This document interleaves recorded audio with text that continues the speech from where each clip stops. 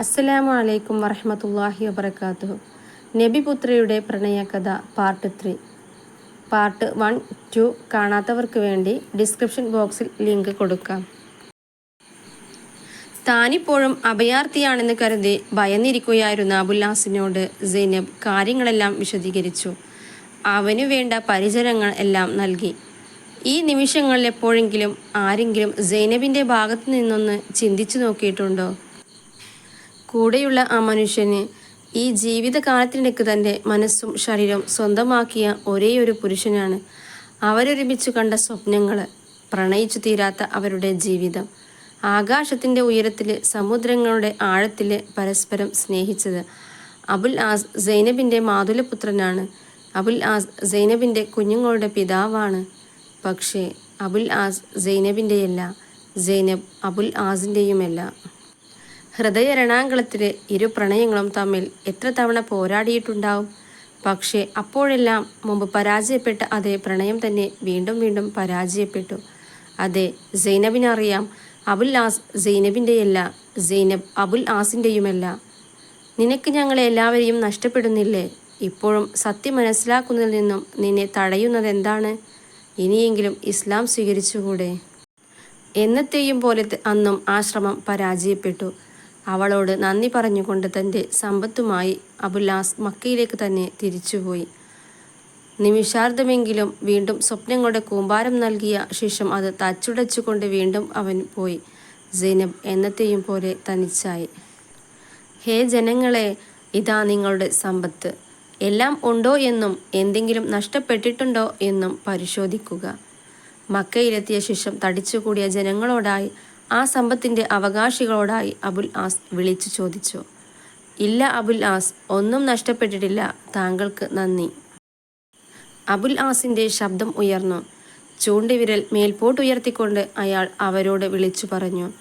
Abul as മക്കക്കാരുടെ സമ്പത്തുമായി കടന്നു കളഞ്ഞു എന്ന് നിങ്ങളിൽ ആരും ഇനി പറയാതിരിക്കട്ടെ.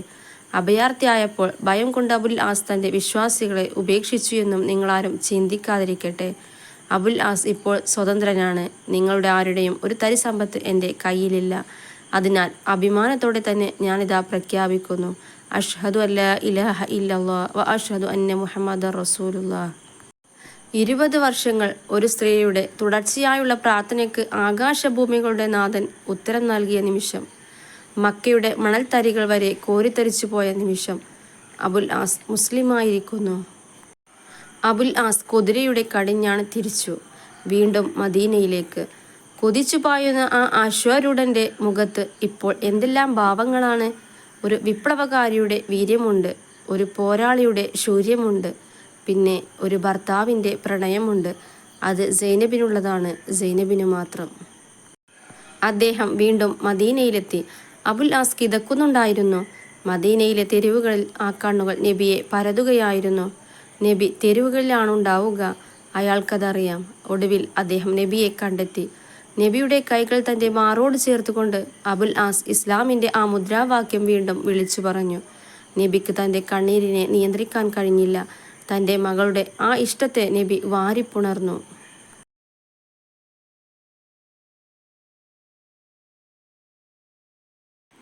ഒട്ടും സമയം കളഞ്ഞില്ല.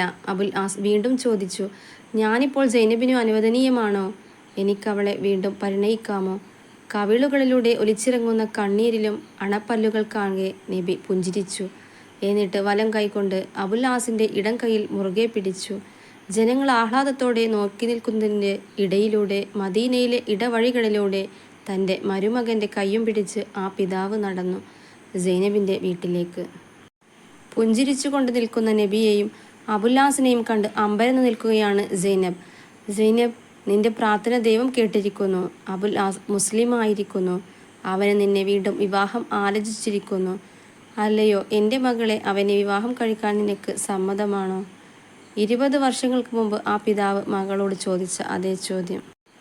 പടിഞ്ഞാറസ്തമിച്ച സൂര്യൻ സൈനബിൻ്റെ കവിളിലാണോ ഉദിച്ചത്? ആ വെളുത്ത കവിളുകൾ നാണത്താൽ ചുവന്നു തുടുത്തു. സൈനബ് വീണ്ടും 20 വർഷങ്ങൾക്ക് മുമ്പുള്ള ആ കൊച്ചു പെൺകുട്ടിയാവുകയായിരുന്നു. അന്ന് നക്ഷത്രങ്ങൾ കൊണ്ട് അലങ്കരിക്കപ്പെട്ട ആകാശ പന്തലിനു കീഴിൽ മുഹാജിറുകളും അൻസാരികളും പ്രാർത്ഥനയുടെ പൂക്കൾ വർഷിക്കുന്നതിൻ്റെ നടുവിൽ മദീനയുടെ ഭരണാധികാരിയുടെ കാർമ്മികത്വത്തിൽ ദൈവദൂതൻ്റെ ഇടതും വലതുമായി അദ്ദേഹത്തിൻ്റെ ശരീരത്തോട് ചേർന്ന് നിന്ന ആ നിമിഷത്തിൽ അബുൽ ആസ് വീണ്ടും സൈനബിൻ്റെ ആയി. സൈനബ് അബുൽ ആസിൻ്റെയും. മക്കയിൽ വെച്ച് ഇടയ്ക്കെപ്പോഴോ എഴുതി നിർത്തേണ്ടി വന്ന ആ പ്രണയകാവ്യം അവർക്കിനി മദീനയുടെ മണ്ണിൽ എഴുതി തുടങ്ങണം. അതിനി കൂടുതൽ സുന്ദരമാകും. ജാഹിലിയത്തിലെ പ്രണയത്തേക്കാൾ സുന്ദരമായ ഇസ്ലാമിലെ പ്രണയത്തിൻ്റെ അതിമനോഹര കാവ്യമാവും. പക്ഷേ കാലം അതിൻ്റെ ചെപ്പിൽ അവർക്കായി ഒരുപാട് മുത്തുകൾ സൂക്ഷിച്ചു വെച്ചിട്ടുണ്ടായിരുന്നില്ല. 1 വർഷം കഴിഞ്ഞപ്പോഴേക്കും സൈനബ് ഈ ലോകം വെടിഞ്ഞു. സൈനബിൻ്റെ ഖബറിന് മുന്നിൽ നിന്നുകൊണ്ട് അലിയെയും ഉമൈമയെയും ചേർത്ത് പിടിച്ചുകൊണ്ട് അബുൽ ആസ് വിതുമ്പുകയായിരുന്നു. ദൈവമാണേ, സൈനബില്ലാതെ അബുൽ ആസിന് കഴിയുന്നില്ല. നബിക്ക് അത് കണ്ടു നിൽക്കാൻ കഴിഞ്ഞില്ല. നബിക്ക് മാത്രമല്ല, കണ്ടു നിൽക്കുന്ന ഓരോ മനുഷ്യൻ്റെയും കണ്ണുകൾ നിറയ്ക്കുന്നതായിരുന്നു ആ കാഴ്ച. സൈനബിൻ്റെ വിരഹത്തിൽ വേദന പൂണ്ട് ജീവിക്കുന്ന അബുൽ ആസിനെ കാണുമ്പോഴെല്ലാം നബി തൻ്റെ വിരഹവും ഓർക്കുമായിരുന്നു. തൻ്റെ ഖദീജയെ ഓർക്കുമായിരുന്നു, അവർക്കൊപ്പം സൈനബിനെയും. 1 വർഷം മാത്രം അബുൽ ആസും ഈ ലോകം വെടിഞ്ഞു. അവരിപ്പോൾ മദീനയിലെ ഏതോ ഖബറുകളിലാണ്. അവർ കാത്തിരിക്കുകയാണ് രണ്ടാമത്തെ കാഹളം മുഴങ്ങുന്ന നിമിഷത്തിനായി. എന്നിട്ട് വീണ്ടും ഒന്നിക്കണം, അങ്ങകലെ, പ്രപഞ്ചങ്ങൾക്കുമകലെ, ദൈവത്തിൻ്റെ സന്നിധിയിൽ. സ്വർഗകന്യകമാരെ കുരവിയിടുമ്പോൾ, മാലാഖമാർ പൂക്കൾ വർഷിക്കുമ്പോൾ, താഴ്ഭാഗത്തു കൂടെ അരുവികൾ ഒഴുകുന്ന സ്വർഗീയാരാമങ്ങളിൽ വെച്ച് വീണ്ടും ഒന്നിക്കുന്ന ആ സുന്ദര നിമിഷത്തിനായി അവർ ഇപ്പോഴും ഖബറുകളിൽ കാത്തിരിക്കുന്നുണ്ട്. അവരുടെ പ്രണയം അവസാനിക്കുന്നില്ല.